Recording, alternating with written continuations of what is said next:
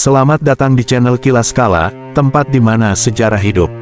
Sebelum kita memulai petualangan eksplorasi sejarah kita, jangan lupa untuk berlangganan channel kami dengan mengklik tombol subscribe di bawah ini, dan juga ikuti kami di media sosial kami untuk mendapatkan pembaruan terbaru.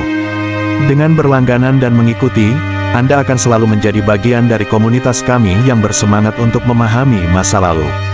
Sekarang, mari bersama-sama memulai perjalanan penuh pengetahuan ini. Selamat datang di channel Kilas Kala, Eksplorasi Sejarah.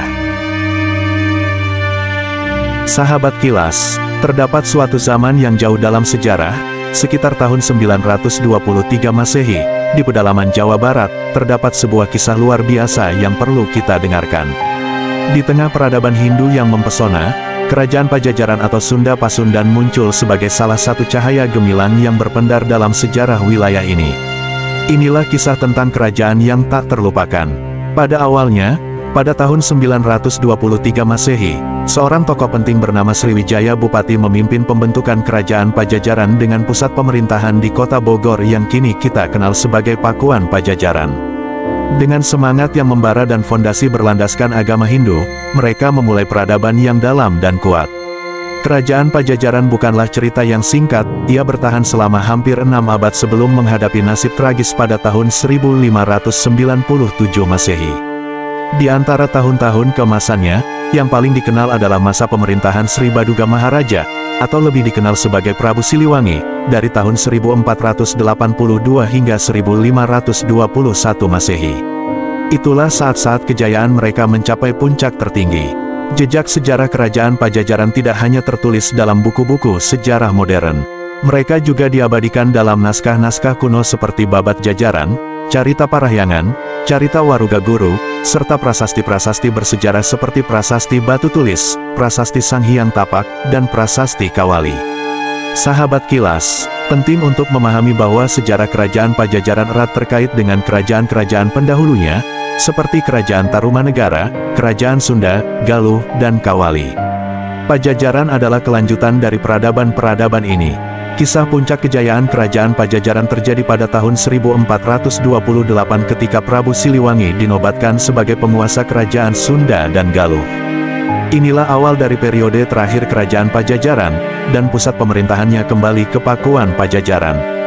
Tentang raja-raja Kerajaan Pajajaran, ada perbedaan urutan di berbagai naskah sejarah seperti Babat Pajajaran, Carita Parahyangan, dan Carita Warugaguru.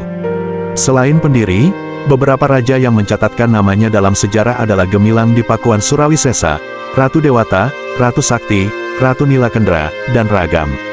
Masa keemasan Kerajaan Pajajaran di bawah kepemimpinan Prabu Siliwangi adalah babak kebanggaan bagi kerajaan ini.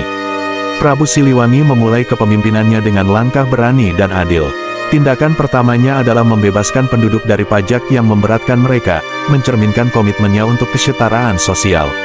Selama masa pemerintahannya, Prabu Siliwangi dikenal sebagai sosok pemimpin yang menjunjung tinggi prinsip kesetaraan. Kerajaan Pajajaran memiliki pasukan yang sangat kuat, terdiri dari 100.000 prajurit dan bahkan 40 ekor gajah. Prabu Siliwangi memusatkan perhatiannya pada berbagai bidang, termasuk pembinaan agama, pembangunan infrastruktur, dan peningkatan kekuatan militer. Namun, sayangnya, Angkatan Laut Kerajaan masih tergolong lemah, dan ini menjadi titik lemah yang akhirnya menyebabkan keruntuhan mereka pada tahun 1579 ketika Kesultanan Banten menyerang Kerajaan Pajajaran. Akhirnya, Kerajaan Pajajaran runtuh, ditandai dengan peristiwa pembawaan Palangkas Sriman Sriwacana Singgasana, Raja dari Pakuan, ke Surat Sowan di Banten oleh pasukan Maulana Yusuf. Tindakan ini menunjukkan bahwa Maulana Yusuf adalah penerus sah kekuasaan Pajajaran karena ia memiliki hubungan keluarga dengan Prabu Siliwangi. Setelah keruntuhan Kerajaan Pajajaran, banyak punggawa istana memilih meninggalkan keraton dan menetap di daerah Lebak. Mereka mempertahankan tata cara kehidupan lama dan menjadi dikenal sebagai orang Badui, yang hingga hari ini masih menjaga adat istiadat leluhur mereka. Masa keemasan Kerajaan Pajajaran adalah masa indah yang dirasakan pada masa pemerintahan Prabu Siliwangi. Namun, seperti banyak kerajaan besar lainnya, keruntuhan akhirnya mengakhiri babak bersejarah dalam peradaban Jawa Barat yang tetap hidup dalam ingatan dan warisan budaya hingga hari ini. Dalam jejak sejarah yang tak terlupakan, Kerajaan Pajajaran meninggalkan banyak bukti eksistensinya melalui serangkaian prasasti yang mempesona. Prasasti-prasasti ini tidak hanya menggambarkan masa kejayaan kerajaan, tetapi juga misteri yang belum terpecahkan. Sahabat kilas, mari kita telah beberapa peninggalan berharga ini. Prasasti Cikapundung, pada tahun 2010, sebuah penemuan menarik mengguncang dunia sejarah. Prasasti Cikapundung diduga berasal dari abad ke-14 dan memiliki tulisan Sunda kuno, serta gambar telapak tangan, kaki, dan wajah yang halus. Isi prasasti ini menjadi misteri yang belum terpecahkan, menggugah tanda tanya tentang maknanya yang dalam. Prasasti Hulu Dayeh, prasasti ini menceritakan kebijakan Sri Maharaja Ratu Haji di Pakuansha untuk memakmurkan rakyatnya. Ini adalah bukti kuat tentang perhatian pemerintahan terhadap kesejahteraan rakyat pada era itu. Prasasti Pasir Datar, meskipun kondisinya tidak utuh, prasasti pasir datar yang ditemukan pada tahun 1872 di daerah Pasir Datar, Sukabumi, tetap menjadi saksi bisu dari masa silam. Sayangnya, isi prasasti ini belum sepenuhnya bisa diterjemahkan, tetapi ia tetap menjadi pusaka bersejarah yang mempesona. Prasasti Perjanjian Sunda-Portugis, pada tahun 1918, terjadi perjanjian antara Portugis dan Kerajaan Pajajaran yang diwakili dalam Prasasti Perjanjian Sunda-Portugis. Prasasti ini bukan hanya saksi sejarah, tetapi juga jejak interaksi antara budaya-budaya yang berbeda. Prasasti Ulu Belu, meskipun ditemukan di Lampung, prasasti ini diduga termasuk peninggalan Kerajaan Pajajaran abad ke-15 karena menggunakan bahasa Sunda kuno. Ini memunculkan pertanyaan tentang hubungan dan jejak jauh yang ditinggalkan oleh kerajaan ini. Prasasti Kebon Kopi II, ditemukan dekat lokasi Prasasti Pasir Datar atau Prasasti Kebon Kopi I. Prasasti ini berasal dari tahun 932 Masehi.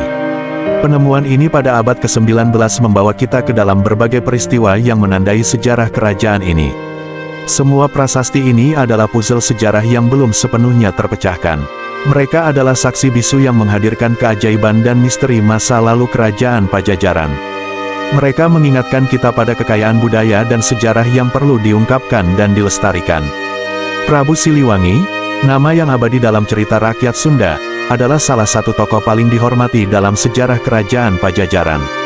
Lahir pada tahun 1401 Masehi, Prabu Siliwangi, atau Prabu Dewanta Prana Sri Baduga Maharaja, adalah pahlawan yang bijaksana dan pemimpin yang adil. Dia memerintah Kerajaan Pajajaran dari tahun 1482 hingga 1521 Masehi. Kepemimpinannya membawa kemakmuran dan keharuman bagi kerajaan. Namun, Prabu Siliwangi bukan hanya sosok sejarah. Ia juga menjadi legenda dalam cerita rakyat Sunda. Dalam berbagai versi cerita tersebut, Prabu Siliwangi digambarkan sebagai seorang penguasa yang bijaksana, berjuang melawan keburukan, dan menjalankan tugas mulianya dengan baik. Nama Prabu Siliwangi telah menjadi bagian tak terpisahkan dari identitas orang Sunda dan menjadi sumber inspirasi bagi generasi masa kini dan yang akan datang. Sejarah Kerajaan Pajajaran adalah cerita tentang keberanian dalam mempertahankan identitas dan budaya sendiri. Keengganan mereka untuk tunduk pada dominasi Kerajaan Majapahit menciptakan batas yang kuat antara budaya Sunda dan Jawa.